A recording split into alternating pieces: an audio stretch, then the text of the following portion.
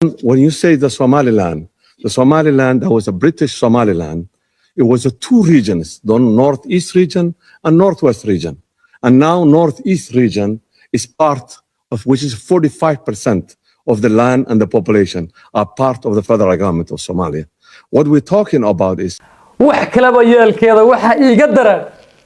Ingiriiska inta lagu wacdin jiray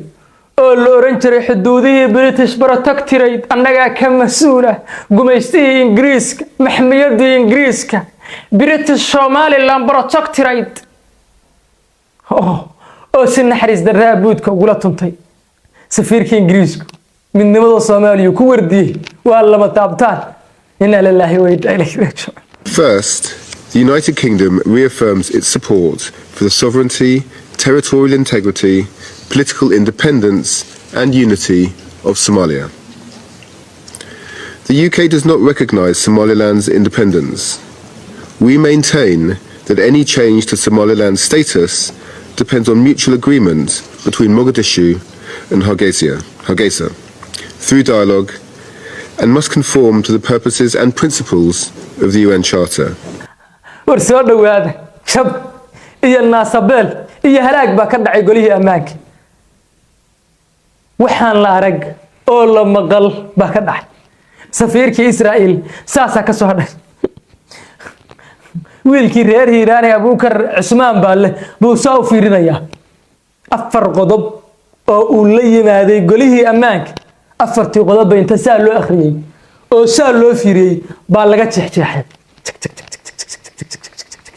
oo dhulka laga dhigay oo ardaadiqaha laga dhigay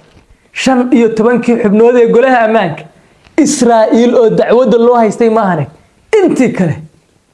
waxay taageereen midnimada iyo jiritaanka qarannimada Soomaaliya Mareykanka oo looga bartay inuu go'aamada Israa'iil difaaco baa wuxuu si cad u sheegay inaysan waxba iska bedelin siyaasaddiisii one Somalia policy ama hal siyaasad Soomaaliya uu ku wajahay si hayaha qaramada midoobay oo meesha ka hadashay iyadana waxay sheegtay inaysan waxba iska bedelin siyaasadoodii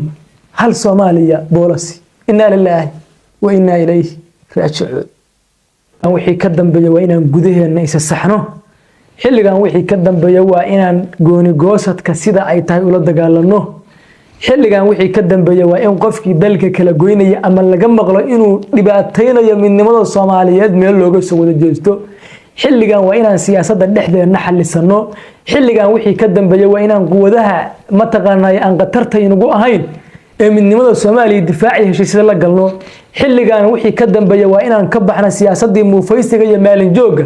siyaasadii maxaan cunaaga waa inaan ka baxno xilligan wixii ka dambeeyay waa inaan dhexdeena u guntano hadii kale dalkeena waa la qaybin doonaa soo dhawaad maxaa ka dhacay golaha ammaanka qaramada midoobay sidee bay doodu ku bilaabatay maxaa meesha ka dhacay wixii dhan baan idin turgoynayay soo dhawaada horta intaan idin la wadaagin xogtii meesha ka dhacday iyo khudbadii meesha ka dhacday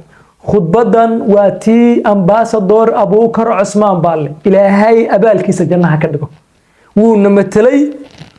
uu abaalkiisa waxaan ku abaalmarinaa ma naqaan ilaahay abaalkiisa jannaha ka dhigo si fiican buu Soomaaliya u matalay wuu cadaystay warkiisa khudbadan uu jeediyay nin dhan oo Yahuuda baa qabiil Soomaaliyeed wuxuu geeyay golaha ammaanka qaramada wuxuu leeyahay Isaaq genocide baa waxa loo geystay Isaaq waa inay goostaan Abuukar Cusmaan Baalle si fiican buu ka jeexjeexay isagoo sheegay in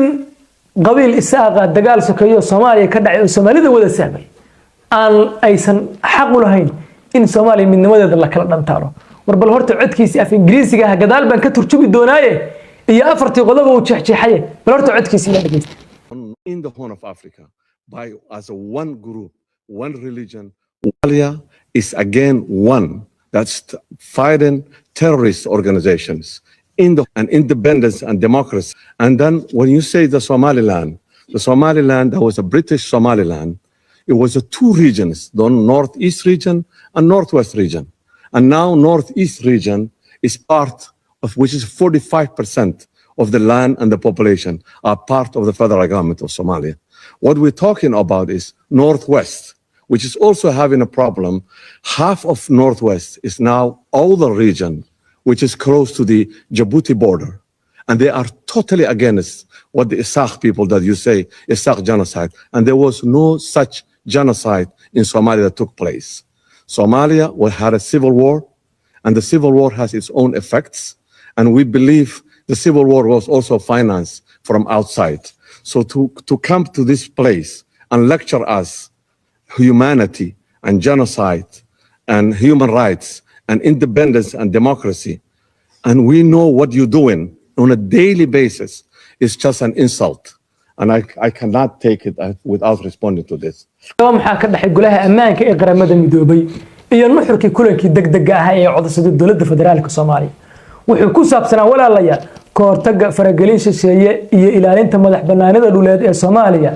dooduna waxay ku bilaabatay hadal jeedin uu bixiyay Danjire Abuukar Cusmaan Baalle ergeyga qaramada midoobay ee Soomaaliya wuxuuna si adag u cambaareeyay go'aankii Israa'iil Danjiruuna wuxuu sheegay in tallaabadani ay tahay mid sharciga caalamiga ah baalmarsan dhiirigelinaysa argagixisada isla markaana aanay Somaliland matalin dhammaan dadka deegaankaasi gaar ahaan 45% dhulka waqooyi bari uu taageersan yahay dowladda federaalka Soomaaliya kadibna waxa hadalkii qaatay safiirka Israa'iil Deni Danon oo isku dayay inuu difaaco go'aankii dalkiisa isagoo ku andacooday arrimo bini'aadanimo in la taageero xasiloonida gobolka inta xubnood ee goobjooga ah kulanka waxa goobjoog ahaa 15 xubnood oo ka gooban golaha ammaanka 5 xubnood oo joogto ah Mareykanka Ingiriiska Faransiiska Ruushka Chinaha iyo 10 xubnood aan joogto ahayn Soomaaliya Pakistan Algeria Denmark Greece Panama Guyana South Korea Sierra Leone iyo Slovenia mowqifyada taageera Soomaaliya in ka badan oo kamid ah 15 xubnood dhamaantood waa taageereen marka laga reebo Israa'iil oo markaasi iyadu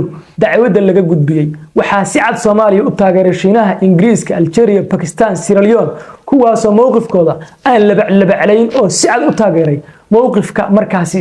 Soomaaliya waxa dhexdhexaad ahaa Mareykanka iyo Faransiiska oo difaacay Israa'iil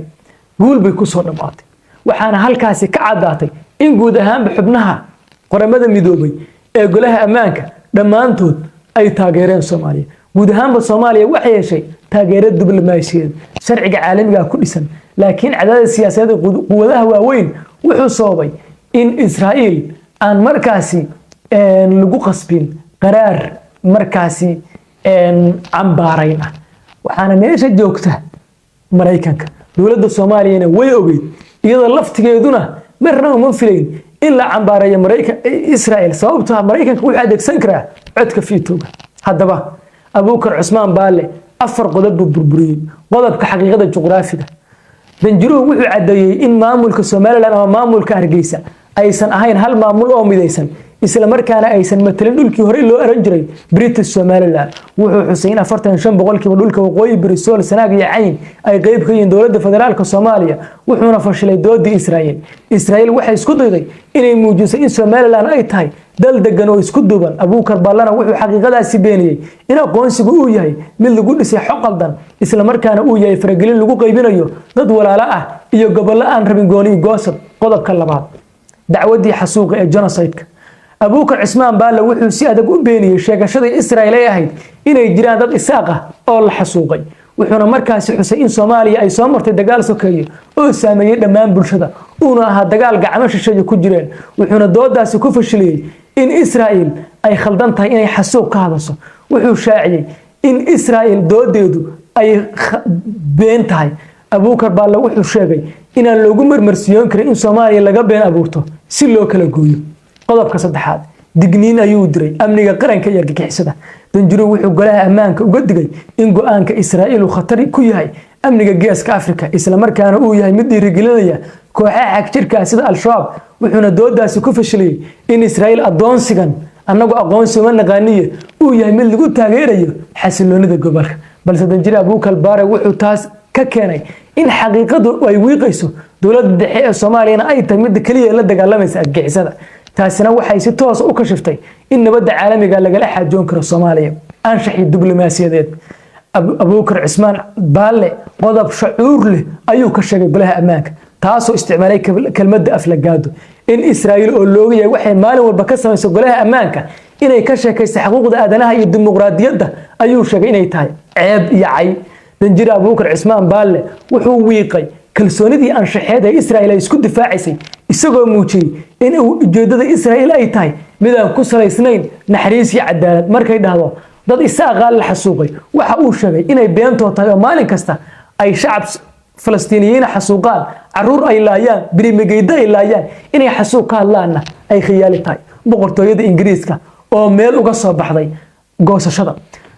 ingiriisku waxay ahayd rajada kaliya ay qabeen dadka gooni isutaaga ka shaqeeya ama gooni goosadka iyagoo marar badan oran jiray waxaan difaacaynaa xuduudihii ingiriiska boqortooyada ingiriisku waxay si aan leexleexasho ahayn u difaacday midnimada Soomaaliya danjiraha qaramada midoobay James Karyako wuxuu aan si aan gabasho ahayn u sheegay in dalkiisu aqoonsan yahay oo kaliya madax banaanida wadajirka dhuleed ee Soomaaliya mana jirto ayuu yiri wax Soomaaliland oo aanu naqaano